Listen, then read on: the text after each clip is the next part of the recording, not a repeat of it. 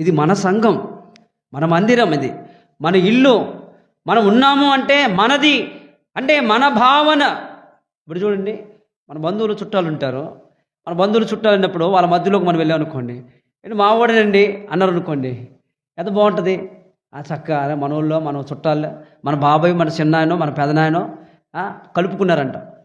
వాళ్ళు మా వాళ్ళు కాదులే కానీ అన్నం అనుకోండి, ఎలా ఉంది? ఆ మాటకి ఈ మాటకి ఎంత తేడా ఉందండి. మనవాడు అన్నప్పుడు ఎంత బాగుంది, మా వాళ్ళు కాదన్నప్పుడు ఎలా ఉంది, ఎంత వ్యత్యాసం ఉంది. ప్రియా సోదర సోదరి, దేవుని పిల్లలమైన తర్వాత మనందరూ సంఘంలోకి వచ్చిన తర్వాత, మందిరంలోకి వచ్చిన తర్వాత, ఇది మన మందిరము.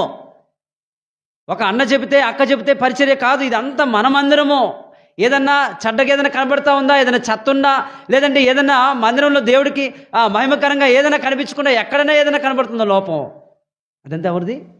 మన మందిరం. ఎవరిది?